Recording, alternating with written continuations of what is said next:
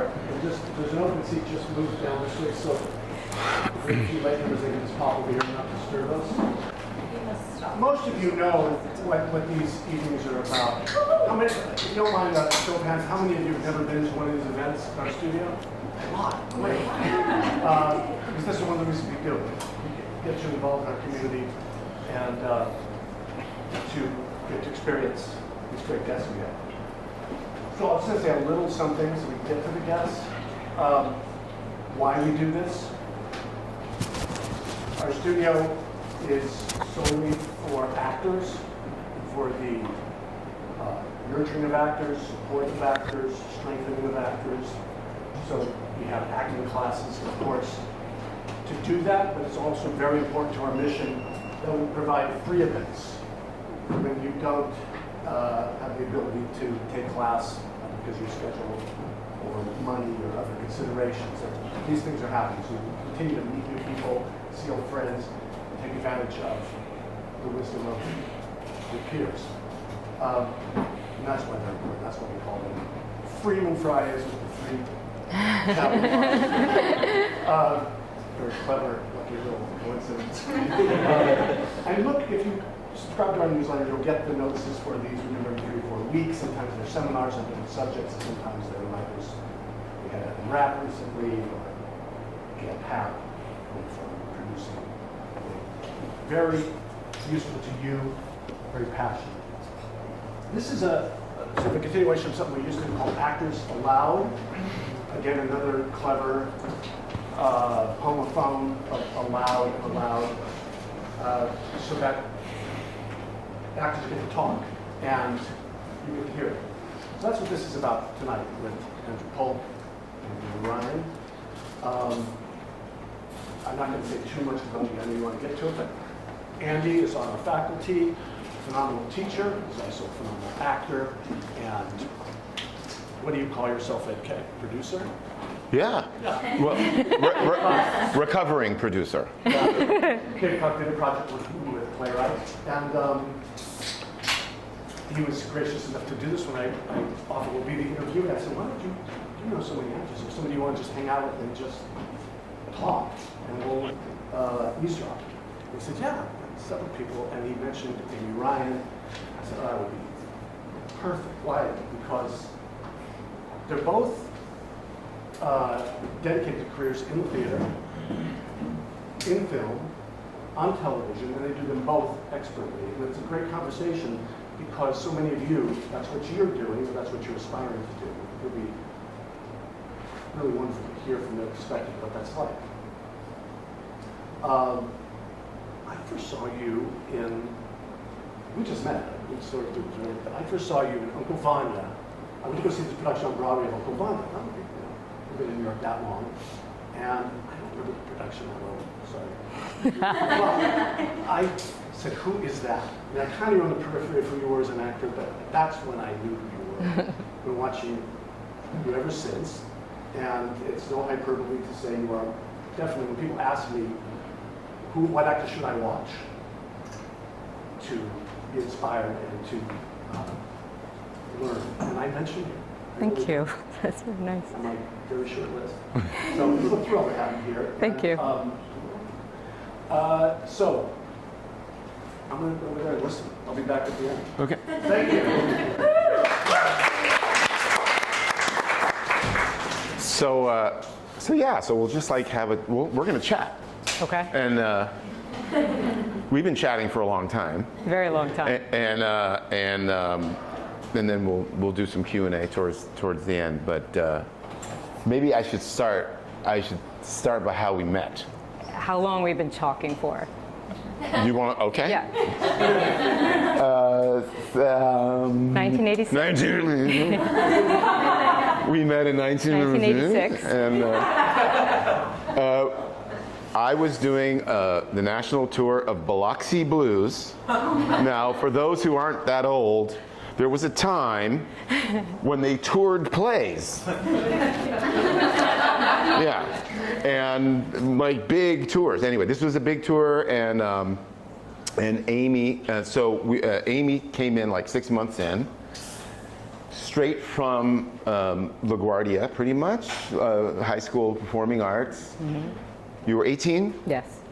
And I remember the moment because we were in a bus on our way to DC or something, and if you know this play, Biloxi Blues, which was the play we were doing, it's about a bunch of Army recruits, and we're all guys with crew cuts in this bus, and in comes Amy Ryan, 18 years old, wearing go-go boots, sort of up to here. They were to here. They were Okay, I remember up to here. Okay, sorry. But they had fringe and they were white. And all these guys with crew cuts looking out the window, and I remember her father dropping her off with a very worried expression on his face. I just remember he was like, Yeah. this is not such a good idea. Yeah. And then she came on the bus, and we became, I don't know, we've been friends ever since, and so that's how we began. We did the tour for a long time. Yeah. And do you remember when we got to, in our friendship, you asked me, because you had graduated Tufts and you went to, Right. what's the fancy I was a school in Fulbright London? scholar. I went to London. That thing, right, yeah. And I remember you were very big brother to me, and you said, "Are you going to college?" I said, "I don't think." I was enrolled in NYU, but I was like, "I don't think so. I think I want to just stick with this." You were enrolled in NYU. And you said, "Yeah, I was enrolled in it, but I didn't. I put it off for a year." And you said, "Well, then here's a college reading list." And he gave me a list of books to read, which was amazing. And then you said, "Have you ever seen a black and white film?" I said, "No." Other than like It's a Wonderful Life, like one that's being released. Yeah. So you took me to see Down by Law. Yeah, I remember that. And then you said, "Have you ever had goat cheese?" I said, "No." What is that? And you bought a baguette, and we ate goat cheese, and we went to go see Down by Law in Philadelphia. In Philly, that's right. And I thought, at that moment, I was like, oh, being the youngest has an advantage if you pay attention to those older, more experienced, talented. We're so old. I was 22. Yeah. That I remember that. It was those were my, those were big, strong years for me, meeting you. And then you met my mom and adopted her, and we were just like, we all were. Yeah. So very we go tight. back. We go back. and then she moved into my apartment briefly after the tour was over, and she just cleaned up. And I remember that. It was great for me, but then she had to move on. So, yeah, that's how we started. And I think it's really, in terms of process, I want to bring it back because I was thinking about this on the way here. So we know each other really well. We're really good friends. I followed her now to the neighborhood we live in, Brooklyn, and now my kids go to the same school that their daughter goes to, and I followed her, and we're still really tight. But in those years, I'm just struck by, I don't know if you've had this experience where you know someone really well, and then you step outside that relationship and just see what they do. What I'm trying to say is I'm always blown away by her work.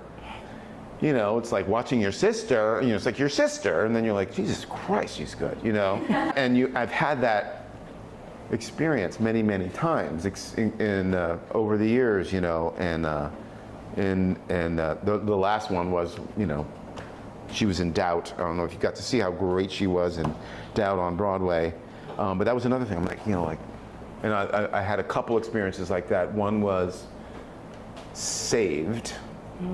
Do you guys know this play by Edward Bond? And so I remember having this experience, like here's someone I know really well, and I always thought she was wonderful, but then she does something that is outside your experience of her. And then the TV and film work, I'm always, there's so many things, but Gone Baby Gone, you're like, wow, that's Amy. So I guess I'd like to just put that in perspective, that we're friends, and yet you get to see someone's work and grow and be extraordinary outside your relationship. So I thought that was really cool. what is, and and I maybe never told you this, but maybe we shouldn't talk about it. Amy has a superpower. You have a superpower. I do. Yeah. You're witnessing the superpower, because she's a delightful person. That's her superpower. And it's not fake, it's real. She's really like a delightful person, and I feel like, I think that on top of everything I've just said about how great you are, I think people just want to hang out with you. Do you know what I mean? Well, I think I work that way too. Like What? things I choose, like who do I want to spend time with, and That's you know, I don't really believe you have to make great art through chaos, and or knocking other people down. I really believe in lifting those around you, and I think, especially like starting out, the actresses that I was friends with auditioning for, I lucked into a really supportive group who was like, oh, by the way, I just went on this audition, you should go on. You'd be right for it too. Like, you're telling me about it, really? You know, like, and so that was the norm. Like, I luck, you know, and it was luck. It was, you know, it's, but, and I think on a set or in a play, I don't see how, now look, there have been crazy people we've known who, like, they're brilliant. You're like, oh, because they're mad, and they're chaotic, and they make great art, and they suffer. But I'm like, I'd rather go home to see friends and family and the dog and have that healthy life, and then live all the darkness and the chaos through a character. I don't want it. I don't want it. I love that I can walk in somebody else's shoes and then not own it. And that, I feel like, is given freedom to go very far and deep into something and not be afraid that I can't get out of it, because it's not mine. That's so healthy. Sometimes it is. I'm stealing that. That's great. How are you, like, on set? I've always wanted to know, like, I don't know, I'm obsessed with this idea of how different actors are on set, because I've seen and been certain different ways. I've seen actors just seem to want different ways of being on set all day. You know, I've seen the people who are like, hey man, what's going on? You know, like those people who seem to be on all the time and it like works for them. It's tiring. It's a long It's exhausting. day. You're there at 5 in the morning, you're going home at 8 p.m. I've seen the guys, they're like shut down completely until they need to be focused. Yeah. How are you? What do you like have a way to be? I don't have one strict way, because it won't fit in job to job. All right. And I'm not fancy enough that they'll let me fit it in that job. Like, I can't go build the house for 4 months before I do the Crucible. Right. You know what I mean? Like, it'd be nice, maybe, learn carpentry, but like, who has that luxury? I usually get thrown in last minute replacement or you know, not a replacement, but it's starting in 2 weeks. Like, there's not much prep time. Right. So, and I think having started in theater and what's been ingrained in me is the play is the thing that carries onto sets. Right. Even if it's, you know, an episode of Law and Order, like, your play is your thing. I'm here to play this part for you, so the pieces add up, right? Like, I don't want it to be about me in that sense. I don't want to take credit if it bombs. Oh, it's hard. I didn't write it. Yeah, I did my bit. But so I would say, like, and look, this question's very different if you were asking the 22-year-old me on a set versus the 56-year-old me now on a set, you know? So, but I will say I've always followed the lead of the director. Like, how do you know, now sometimes they'll say, like, oh, how do you like to work? I was like, fast. Do you actually ask them that? No, I get asked that. They're like that. I feel like that's a common question. Like, how do you like to work? And I say, well, I come from theater, so I come prepared. I know my lines. Right. I'm happy if you only give me 2 takes. If you want to do more, that's great. But I don't think I would do well in one of the, like, directors who do like 34 takes. I get bored. I really would. Yeah. But It becomes nonsense after a while. But if that's the way they work, then and if I signed up for it, that's what I'm doing. You know, like or So- if they say you're doing it in one take, I'd be like, okay, Right. if that's the way you want to work, we're going to do it. That's Yeah. really interesting. Like, I remember I had this recent experience where the number one person on the call sheet was, he had like a long monologue and he asked to do it. He's like, I'm gonna do it 50%. You're like, okay, and he does it 50%. So I'm not gonna do it 75%. I mean, that's, you know, and then he did it 75%. Now I'm gonna do it 100%, and he did it 100%. And now I'm gonna throw it away. And of course, that was the one Yeah. that was used, and I thought, I would love to be able to have the time and space to work like that, but I know I'm not number one on the call sheet, and I would be afraid, you know what I mean, to ask for that kind of thing. You know Yeah. what I mean? Like, he clearly could do whatever the hell he wanted. He can do it. Yeah, that's the way he and works. it works great for him, and it got him great work. Yeah. I don't know. I'm too shy for that. You too shy for that? Yeah, and I think like I work more. I mean, I'll work things out. Obviously, I'll think of character and backstory and. Do you ask for other takes ever? Or Once in a while, once in I a while? will. Yeah, if something's flubbed or it's just like I feel like the body doesn't lie, and not like the head. The head will always say like, oh, why Like- didn't I do it better? like Why you didn't-" know when it's a I'd be good like, take. oh, that wasn't. Right. Yeah. But rarely. I'm like, are you happy? Is everybody sound happy? Is, you know, camera happy? Then happy to move on. But I think working this number one on the call sheet you're talking about, like working out your process out loud to me, I would be too shy. Like, I would maybe do that. Like, I have 4 takes. Okay, this one I'm going to do 100%.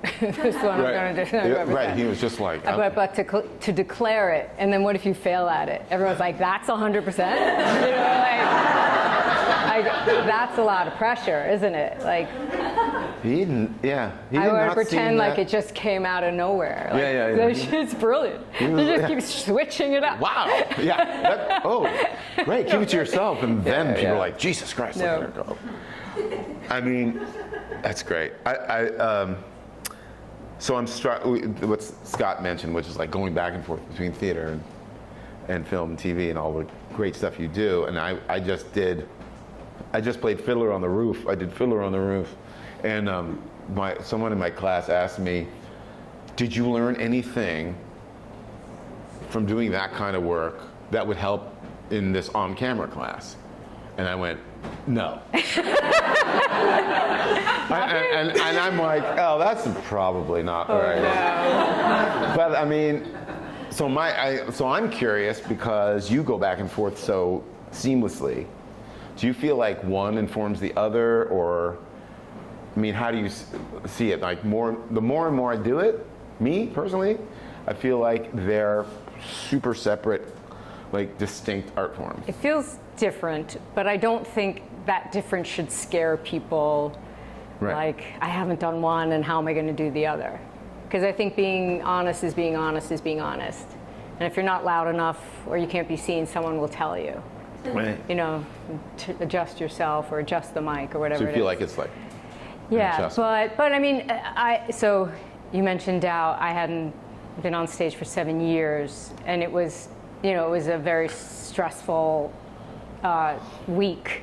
but Well, if you guys don't know what, but- she was asked to come in and replace someone, and had a week, right? A Yeah, week a to week. get up on Broadway in Yeah. the lead role in Doubt. So But I Like was heroic. I was I thought I don't have my voice. I didn't do a play for 7 years, so it is a muscle. You use it or lose it, and when I'm sitting around not working and I have nothing but time, I'm like, oh, I should read an article out loud every day. That I remember that in the back of my head, like in school, like they said to do that, to like work on your voice, and I don't do that.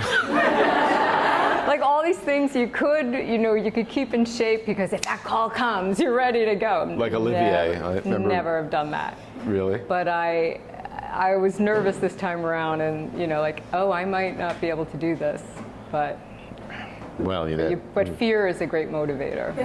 Well, did it feel like, were you attracted to the challenge of it?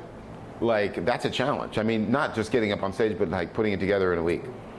I didn't have much time to think about it, which is helpful. Like because I think if you had any person had more time, they'd be like, that's insane. You Why lean would you into your instincts. possibly do that? I think I don't know. Like I knew it was a great part. I knew it was a great play. I knew chances are I wouldn't really be asked to do this part. In that, like the economics of Broadway, it's I'm not that big a name to sell tickets. So I'm like, there was something also. I'm like, fuck you all, I'll show you. This is what happens when like. So I just thought, like, fuck you, I'll show you your name. There are actors who stay in New York and take it seriously and go do film and TV, but come back to New York like us, where we live here. Rather, we never really left. But I kind of felt like this.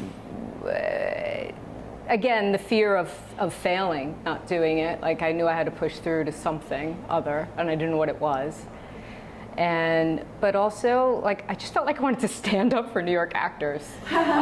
Like, we got this, Right. We'll do it. They're counting on us, and we'll show them that we can do this and save the theater. They said we saved them millions of dollars that they didn't close, but.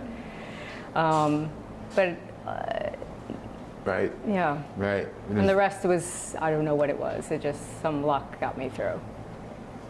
Well, there was a muscle or something that you have, a theater muscle, I think. Or that's I think It kicks there's in. a little bit, like after so many years, there is a little bit of riding a bike, you do, it is familiar. It's like, oh.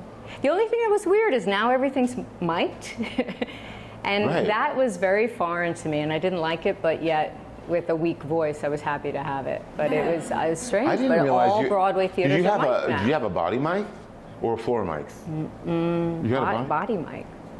Really? Like packs and up through Why is the- that though? I don't know. I asked, and they said that, and I said, is it because the subscriber base is older? They said, no. No, but I didn't mean that as like as a mean thing, but like, no, it's that people that I don't know if I even believe this. So like sound quality has gotten so much better in our own home TVs and movies and such that we hear things differently. Right. I don't know. It's They did a good job because yeah, it didn't but seem- then also the ambulance would go by down 43rd Street, and then suddenly you hear your mic level go up. So like, the guy was up in mixing board the whole time, so lines you didn't lose. That was pretty cool. Oh my God. Yeah. Oh, but I just thought, I don't know why this just popped into my head. Remember the Hot Dog Hitman? Yes, I do.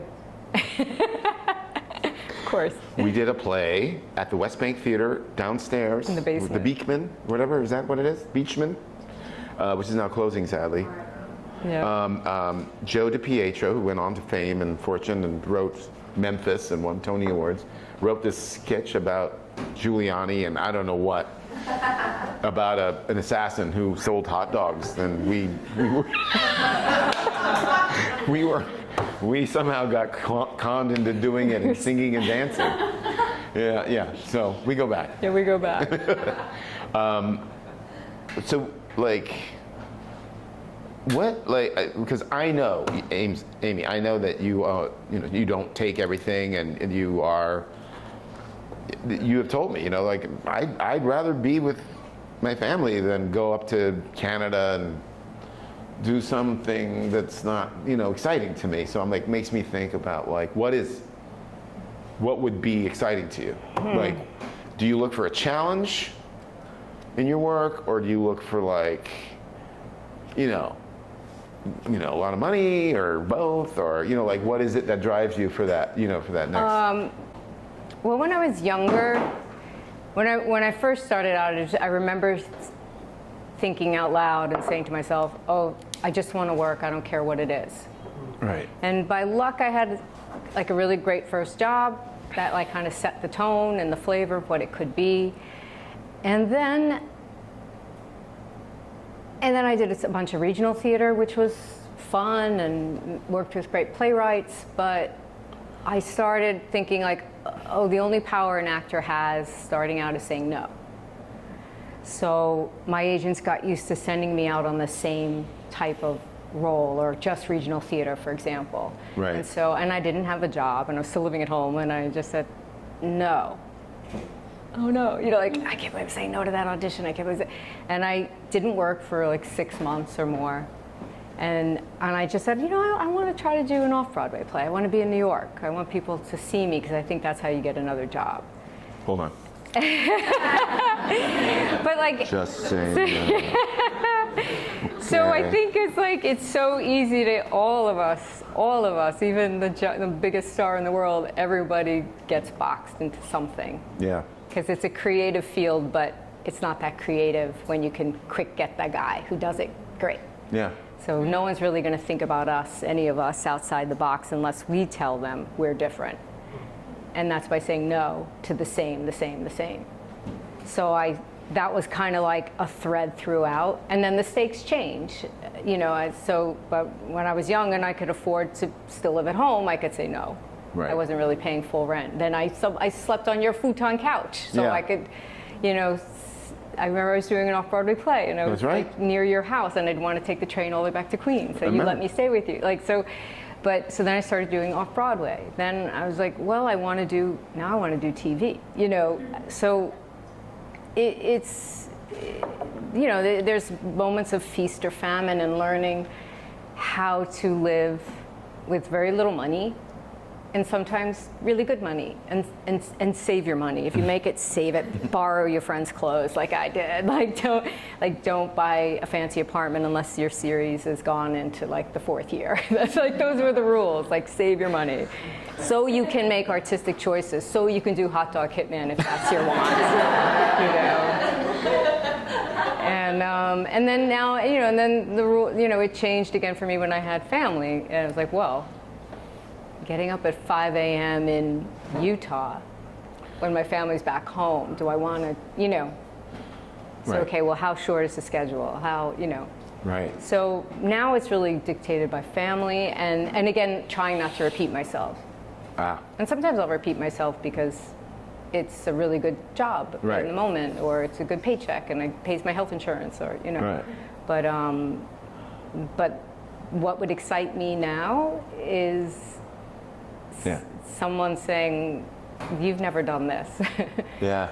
And I don't know, I have a list of things, but and then. So you want to be challenged, yeah. Oh yeah. I don't want to. Do the same. No. Do you? No. No. Although I've played so many doctors on television, I think I could treat you. That's actually a good, skill to have. I know. I could tell me what's just going do on. drugs and lose your child or something. But Clark, do you remember Clark Middleton? You just made me think of something that, you remember him? no. Yes, of course. He's an actor who passed away recently, but he had a. Do you guys know this guy? He's wonderful. He's been in a lot of movies. Look him up. And anyway, he had what was it? Juvenile arthritis or one of those things. But he wasn't well. But he was told early on by Geraldine Fitzgerald, something that you said just made me think of this. He said, she said, just imagine you're walking down a street full of shops, right?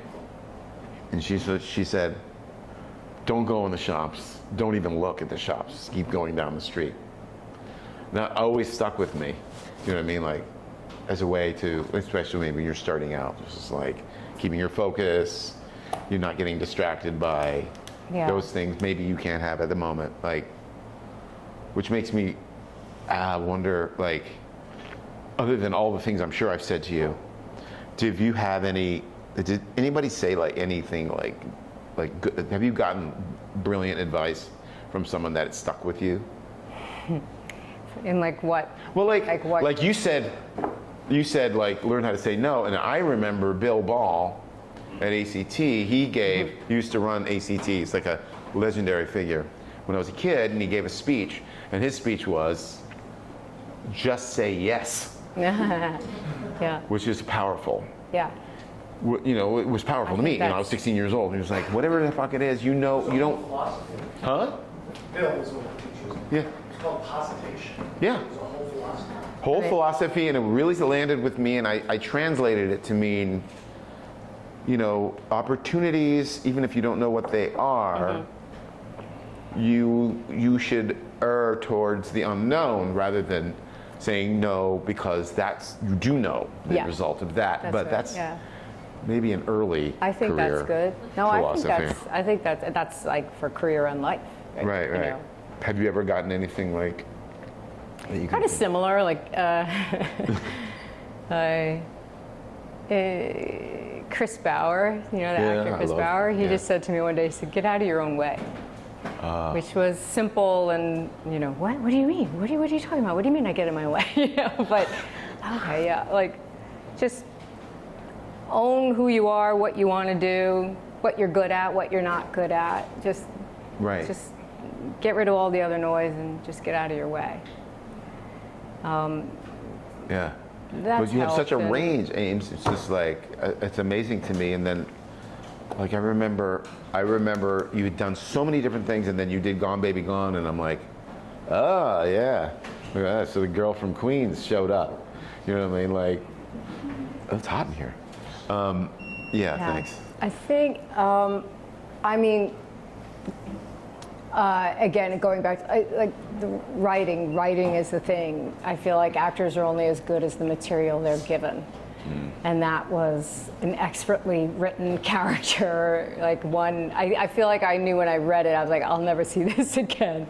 Really? It was just so good and so rich and nuanced and complicated and familiar, you know, and fun. Like when you have a character, I feel like when you have a character who has no rules, then there are no rules. Like you can do anything and it's truthful in the moment. You know, you don't have to watch your P's and Q's and, Right. you know, you don't conform to any set idea. So there's so much freedom when there's a character like that, Right. you know. I mean, That's so cool. but that was a joy. Yeah. No. That, Amy went to. You went to PS 173 in Queens, and I did a movie. In the script, it said that I was a teacher at PS 173. And I called Amy, and I'm like, okay, there's a character I'm playing named Mr. Turkletaub. It says PS 173. She's like, that was my teacher. I'll send And you then my she sent me a picture of her in 5th grade with Mr. Turkletaub, Mr. Turtletaub. who looked like he was going to have a heart attack. And he did. And then it turns out he did. He looked just like, God damn it, get me through this. Yeah, What? those were overcrowded classrooms Like in 40 New York kids City or- school system. Yeah, 36 to 42 kids. It was Like raucous. it was like I everything I needed to know about that guy I got from that. That's so crazy. I told everyone that story anyway. Yeah, so I don't know. I mean, we could probably open it up to Sure.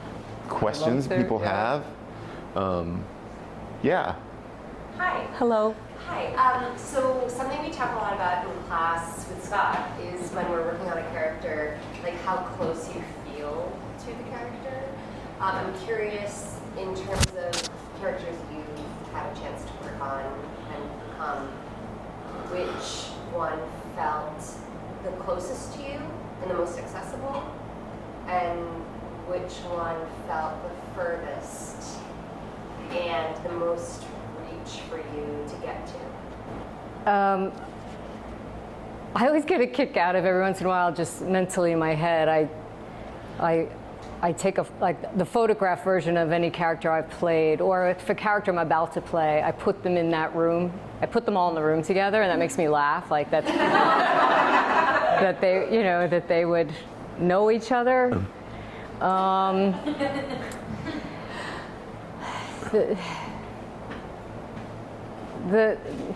So embarrassing. I remember when I did The Office, it was a high school friend called me, and he's like, "Oh, you're finally playing yourself."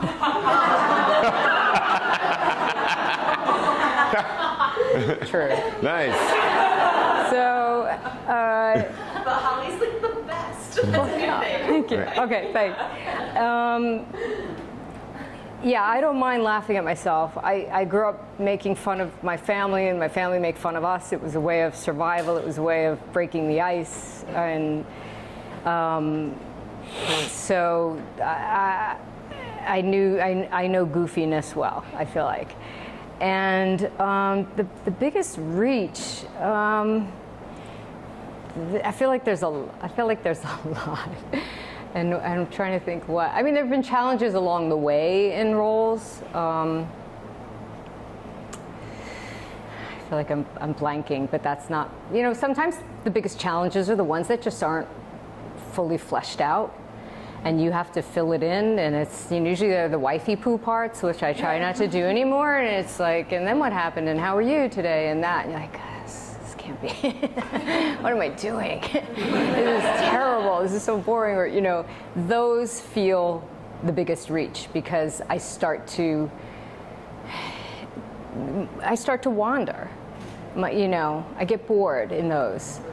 So, if I don't know, if I played the Queen of England, obviously that would be the biggest reach or something. But it's not. I don't have that. I don't feel like I have that character. I feel like all characters I've played something. There was some kind of hook in, something that made me start daydreaming about them, or like with Doubt, I was like, because also I had no time. I was like, I know who this is. In my family, I'm going to just take what I know and go. Did that answer your question? Okay, thank you. Yeah, Trevor. Two kind of different questions.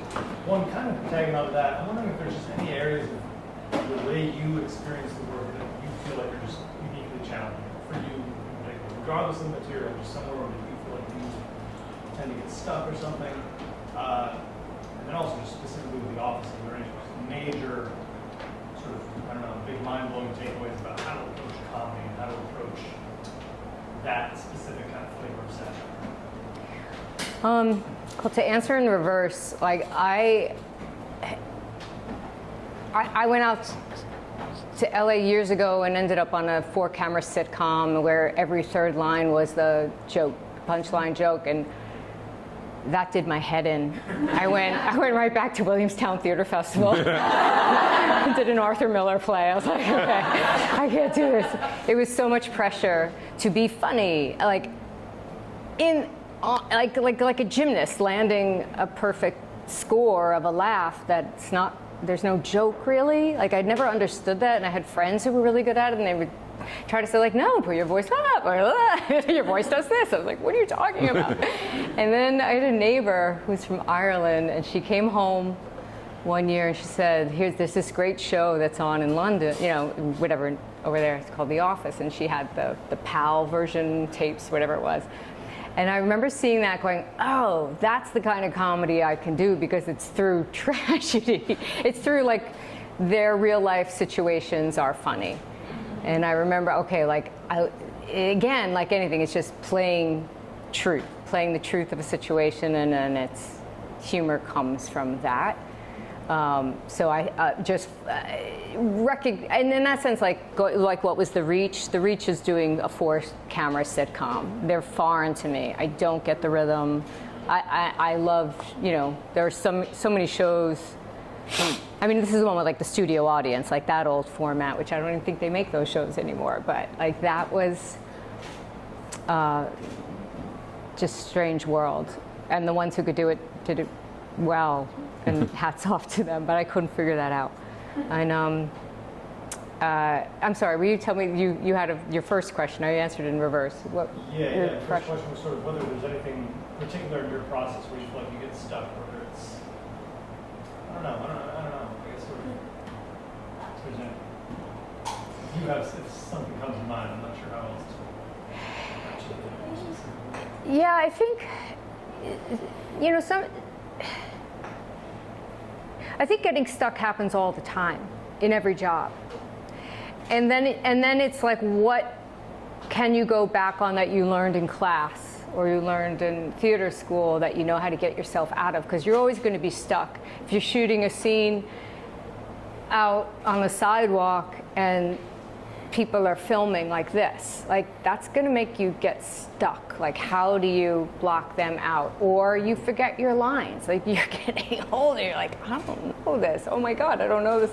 You get stuck, and then like fear, panic sets in. And so like how, like I feel like, again, any like going back to taking care of yourself, we were talking about this on the train ride in, like taking care of yourself physically. I feel like I only really do that well when I'm working. Like, I'll cut out sugar, I'll cut out caffeine, I'll cut out alcohol.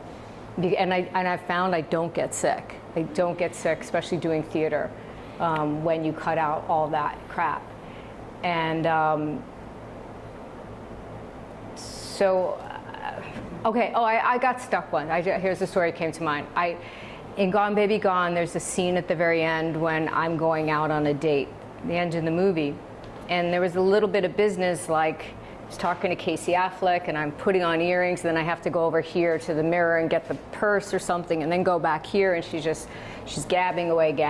And I said to Ben Affleck, I said, can we just shoot this in one, because it feels like a play to me and I have the props and I'm not good handling things, so I need to do it in one run. He said, I don't think you should. I said, no, let me do it. I think I could do it. And he was right, I was wrong. And it was Friday at the end of a long week, and it's like 1 a.m., 2 a.m., and the crew wants to go home, and I keep tanking it. I can't do it in one, and I'm going up on lines here and there. And he came over to me and he said, this isn't theater, this is film, and I get to take care of you in the edit room. So here's what we're gonna do. You're gonna walk over here, you're gonna pick up the earrings, do it 3 times in a row, and say those lines. Da, da, da, da, da, da, da, da, da. He goes, you good? Good. Now we're gonna move on, and you're gonna walk over here 4 times and get the bag. Go over there, get the bag, get the bag, get the bag. He goes, now you're gonna go here. He goes, and now we have an editor who's a pro. And they are going to make it in one. He said, and that's where he said, you don't have to be the good girl. You don't have to do, you have to let other experts here do their job. That was a really good lesson. That's a great story. That's awesome. Yeah, back there. When you're struggling to find the truth of a character, so this is building a little bit on what you've already talked about. You talked about knowing viscerally in your body when you're there or not. So are there things that you do that help you know that there's the truth of that person? I have a truth that I can begin to craft or build on, or this is so far from me, however, this is something that does feel rooted or grounded. So that's all I've got. Yeah, I think sometimes, like what comes to mind when you say that, I think I'm putting myself in a theater rehearsal space, and I feel like so much comes from the fellow actor.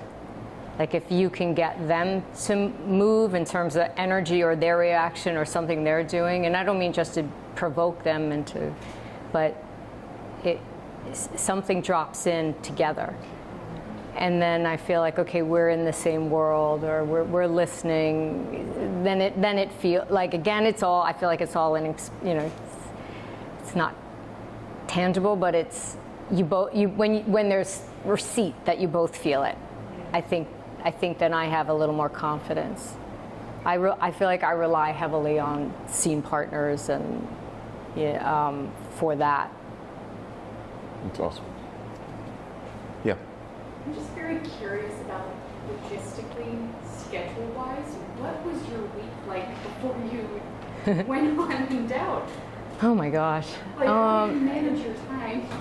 I called her and said, "Can I run lines with you?" Yeah, And I yeah. didn't. I didn't come through. I'm sorry. I was skiing with Jonathan, but I knew she could. She was like, "Yes." I would love it. I blew up the aerobed in the back bedroom and set the alarm at 5 a.m. every morning. And like, I cut out coffee, but I was like, but I can have tea, right? So I sat there with a cup of tea, and when the script just, Paris. I read it twice through, and then I would do that trick, you know, going down, going down, going down, going down, going down. And then I got to the theater at noon, the first 3 days worked with understudies, because the other actors were performing, like matinees, ran lines with whoever was around, and then left at 4, because then the actors were performing with the understudy that night, and then I went home and did the same thing and repeat for a week. And but you know, I had tricks, by the way, like it was still the character sits a lot. I don't think I could have done it if it was like a Noel Coward, breezy, like you're going here and there's lots of props. But this character stayed still a lot. She was behind the desk. It was 90 minutes long. Like I tried to reduce the play as much as possible. Like, okay, this scene's only 6 pages and this one's 15 and this one's. But I had the scripts on the desk for the first 4 shows, and I would turn the page when the other actor was speaking. And the audience knew, so there was goodwill. And I also had 2 monitors for the first couple of weeks hanging on the balconies. But it became, like I realized learning lines for that became more physical than in other process and I had to do it every show. I couldn't get rid of it. Like if I didn't pick up the pen on that word, the lines were out of my head. Or if I didn't even then later with the monitors, like flick my eyes to check, am I right? You know, I would get off. So it was all very physical for memorization, which I never had to do before, but I actually think it is a faster way to learn, is to make it physical. So I might do that in the future. Amazing. But it was, but you know what? It's also such an expertly written play. It made it easier, because anything I couldn't ad-lib that language. It was clunky. It was bad. So I had to say John Patrick Shanley's words, and that was a good rule, hard rule to stay in. That's awesome. Yeah, you said that you have a list of roles that you have yet to play, and so I'm curious, like at this point in your career, what are roles that you haven't played yet that really excite you? Well, sometimes I just like make a blanket of I like flipping between comedy and drama, and I feel myself like one always is a salve to the other. You know, I want to do comedy after I've done a drama, and vice versa. And you know, I used to joke. I was like, "Oh, I want to wear a corset," and I'm like, "I don't." It's so uncomfortable. I didn't know. I think Uncle Vanya, I had a corset. It's very uncomfortable, but I don't know. I think it's, you know, sometimes I get caught up with like, or my daughter even said like, "Are you the mom in this again?" I was like, "Yeah, I guess I am." But you know what? Then I'm like, hold on a second. You could be a mom and you can be the president of the United States.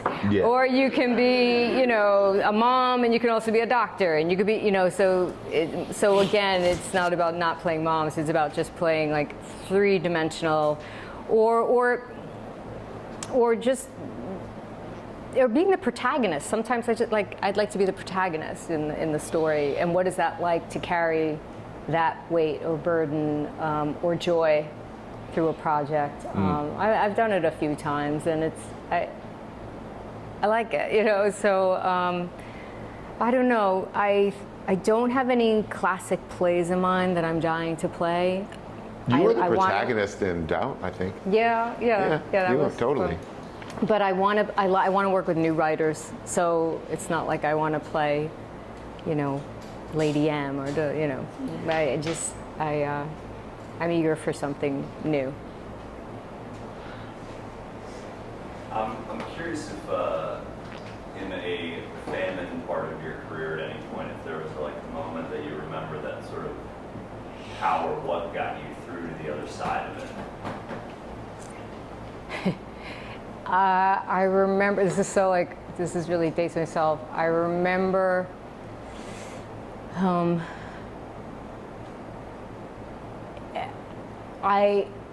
I was good at taking friends' headshots, like when it was before digital and like developed film, and friends who didn't have money, I was like, I'll take your headshot, you know. So I took like 3 or 4 friends, and I remember someone saying like, oh, you should do this, you're so good at it. I was like, yeah, I should do this. And then I mentioned to another friend of mine, may he rest in peace, this comedian Jerry Red Wilson. I said, I think I'm going to also like study photography to, you know, just in case. He said, what the fuck are you doing? Why the fuck would you do that? Like, he got so mad at me. He's like, that is the dumbest idea. And it's not that it's a bad idea. Like, obviously, like, we do what we can to pay the bills and whatnot, but I was so grateful in that moment, because really it's not that I loved photography. I was happy to help my friends and help them save money, but he reminded me just in that moment, like his reaction, like, just don't lose hope, don't lose faith. You've come so far, you know. And there are feasts and famines, and you know, and look, there are feasts and famines. Like like sometimes people are like, oh, you're so busy, you have so much coming out. I was like, I did those a year and a half ago. Like I have a movie coming out September. I shot it a year ago. The one with yeah, those you know, it's big like, guys? but it's like I think, keep in mind, like, the compare and despair. It feels like everybody else is doing something and you're not, for all levels. Like, we feel like, oh, I should be doing more. We should be, you know, but like, stay your own course. Stay don't worry about what other people are doing. Like, your track is just fine. Like, slow and steady wins the race. You know, did you see that piece of Richard Kind this morning in the New York Times? There's a really beautiful profile, and the last line I loved. He said, like, he just said, I just work. He says, I just work all the time. He said, but my career is like a river. Some parts of the river are wider, some are more narrow, but it leads to an ocean. And I just thought that was like, at least one ocean. Yeah. But like the working, like for me, I've never really wanted to be celebrity. I never wanted to be a star. I just wanted to be a working actor, and that is that. Like, it's gonna ebb and flow, really and you know, as long as you can keep your head above water, and again, like, save your money, and yeah, right. And then back to the Chris Bauer thing of get out of your own way. So like, you know, for me, it was thinking I'll divert over here and put my attention and energy into taking headshots, and that was getting in my own way, really. You know, he's like, you don't do that. He's like, stay this way. So. Awesome. I think we have time for like a couple more. Then, yes. Hey. It's a slightly more personal question, so just to the extent that you're willing to share your experience of starting a family as an actor, and I guess maybe like where you were at in your career when you did that, and how was the like re-entry?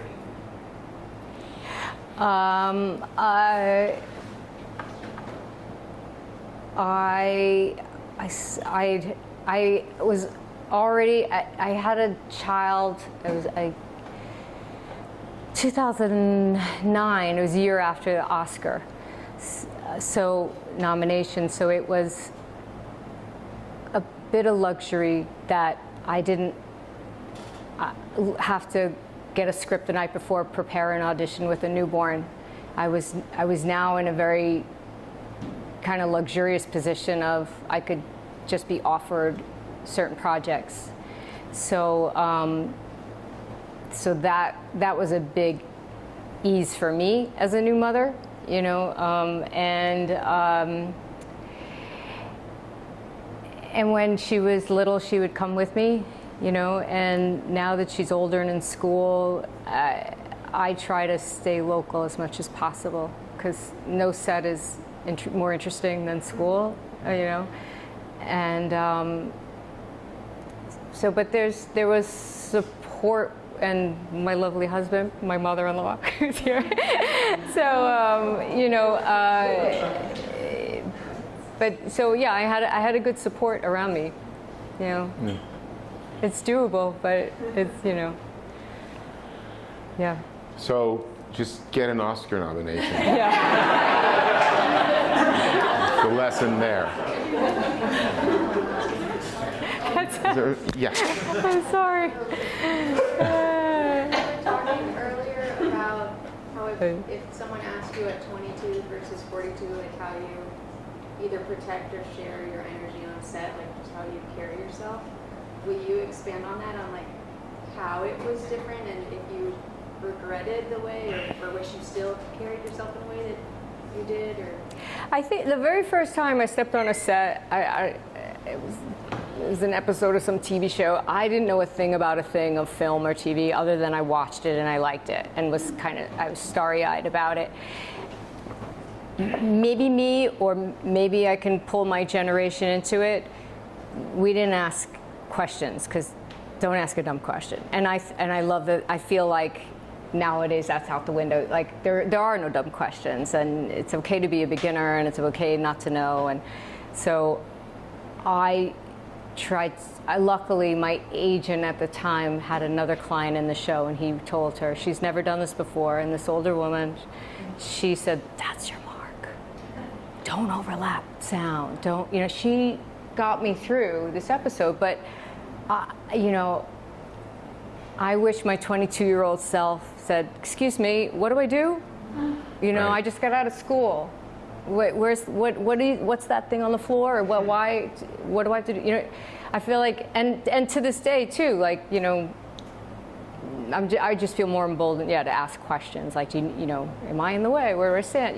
But in the beginning, I was so afraid to misstep because, oh my God, maybe they'll fire me. Maybe they'll think I'm inexperienced. And like, okay, no, they're hiring the actor, not the technician. That stuff you learn. You can only learn when you do it. Or if you have a class that has like amazing equipment and they walk you through it, but really you learn by being on the spot. Cool. And watching or confiding into other actors that you're with, and again just gleaning anything you can off them, whether even it's theater or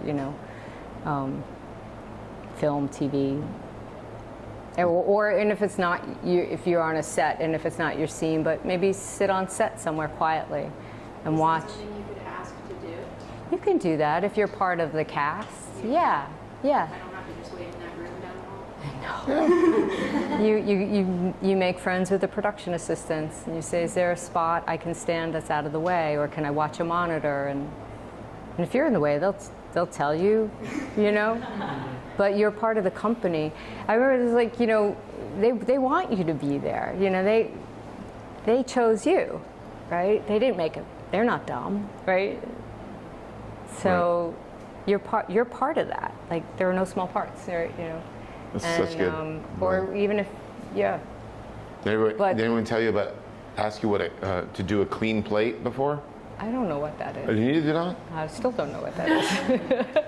That happened to me recently, and you made me think of I was embarrassed to ask, but I did. I'm glad I did. But a clean plate they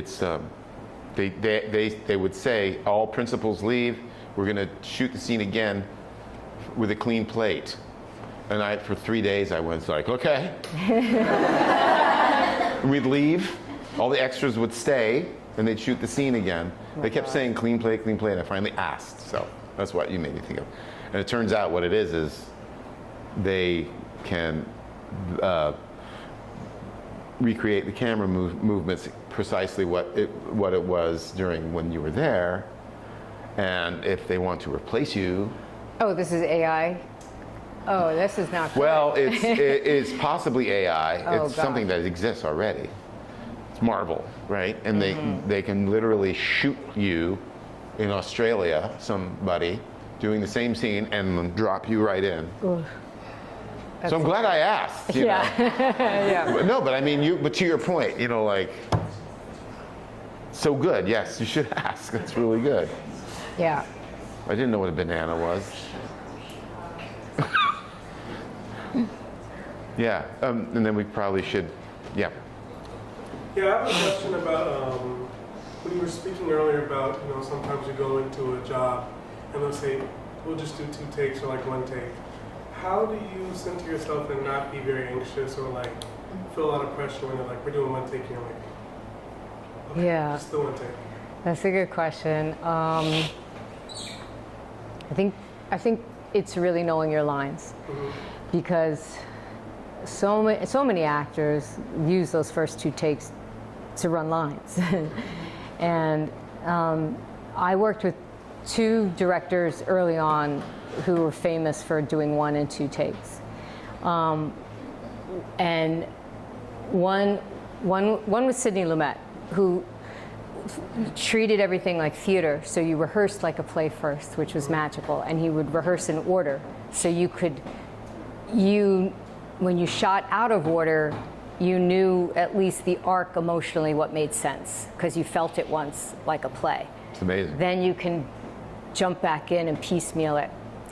So he said to all the actors, he said, I move fast. It's imperative you come with your lines learned. And he said, I won't give you more than 2 takes. He said, because none of us are what did he say? He goes, no actor is that interesting that we shouldn't be home with our family. That's really interesting. If you get it right. And he said it with love. Like, it wasn't like the fear of, God, like hand So coming down cool. on you. But it made, so it really is just the preparation, Now, I've also been on sets where the script wasn't there, but we were, and pages are being delivered, and you're like, okay. So, in that case, obviously there'd be more takes, maybe, Some shows like to just shoot the hell out of things, too, yeah, right? yeah. But a simple, tiny physical thing, relax your toes. Ah, And the minute if you just check in with your body and your toes are like this, and if you just open them, everything starts to drop, and then you can start to breathe. But if you're this, then your breathing's here, and then you're like, what am I doing? I'm going to mess this up. They're going to fire me. And then but the minute you have something like a good, that's and even if it's just a silly mantra in your head, like relax your toes, And then, but I think I kind of enjoy that thrill ride of you only got 2, like the cyclone. You're gonna ride the cyclone once. That's awesome. No need to ride it twice. But Yeah. I think we should probably, That's awesome. yeah.